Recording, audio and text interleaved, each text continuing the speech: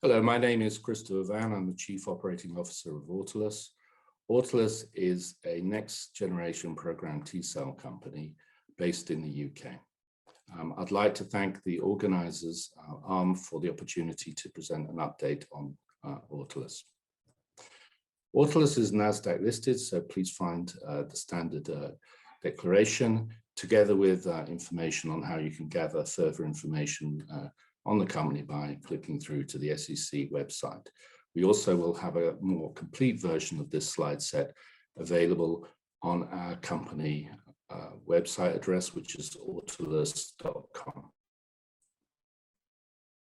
The company is specialized in actually building CAR T-cell therapy that actually addresses both the limitations of current treatments and also builds in properties which target the specific biology of the tumor which we are trying to address. Our focus in 2021 is on AUTL, which is a potentially transformative treatment for adult ALL. And we've entered recently into the pivotal phase for this study. We're currently conducting the Felix study, which will report out in 2022.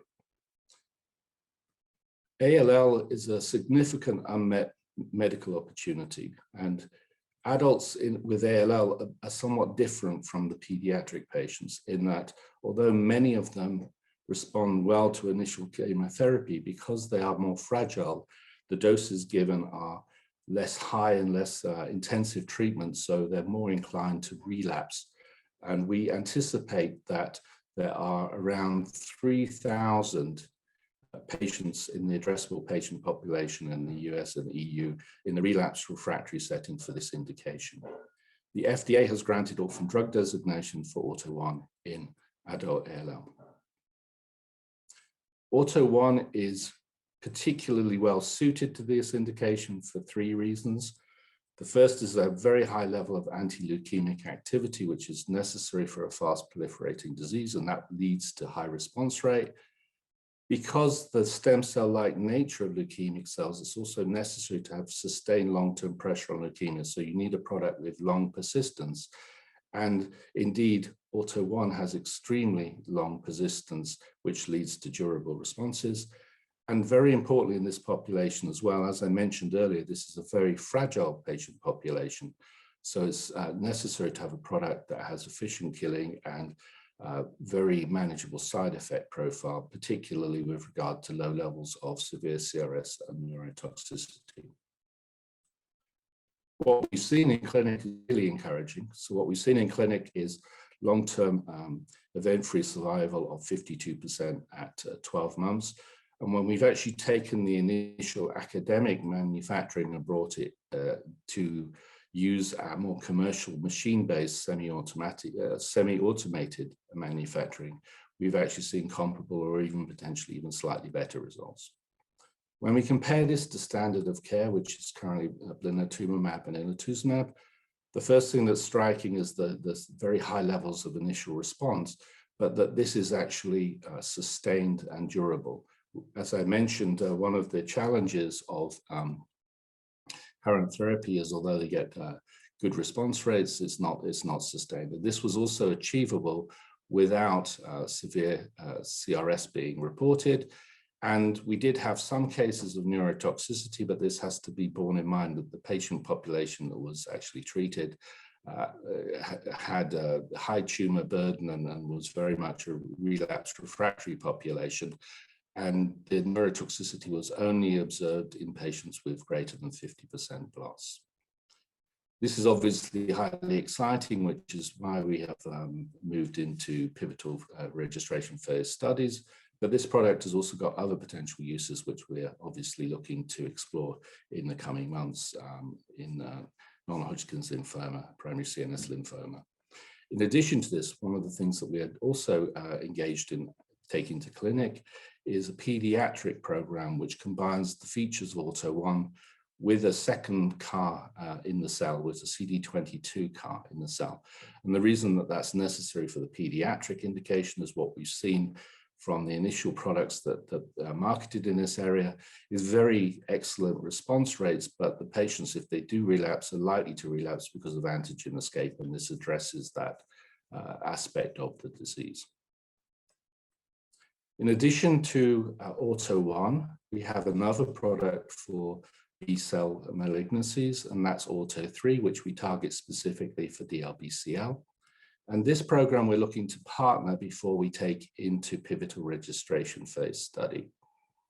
But what we have seen is we see very high levels of initial response, 51% overall in the phase 1 study, 73% at the target dose for phase 2, which is for 450 million cells.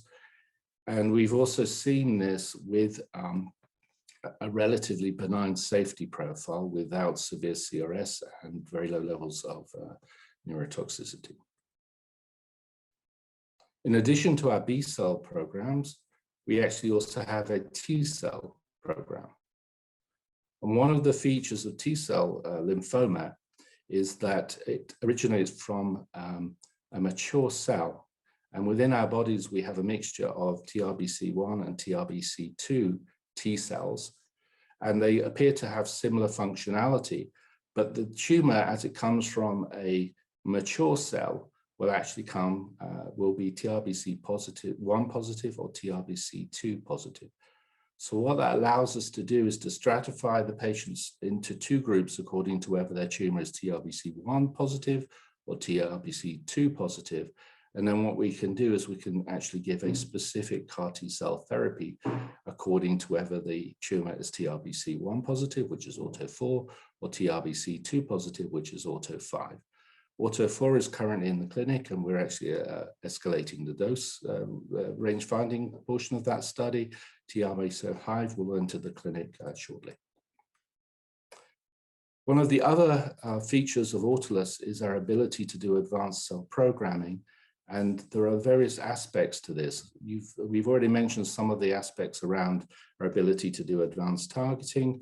But we're also able to impart pharmacological control, where you give a readily available pharmaceutical to actually change the properties of the cells, for example, to eliminate them or to temporarily turn them off. We also have modules which we can use to influence the effect of the tumor microenvironment to increase persistence, etc. And we also have an approach which renders the cells essentially allogeneic. As you can see, a number of these advanced programming modules will feature in future products.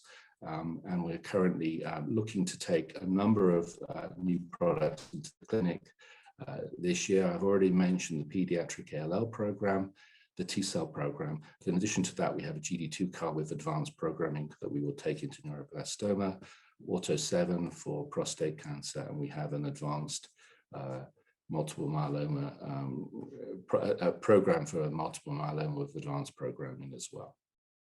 So as we look to 2021, we obviously have a busy year with a number of products entering clinic, those in clinic progressing, and very excitingly for us, the first of those, the lead program, adult ALL, looking to complete recruitment and report out in 2022.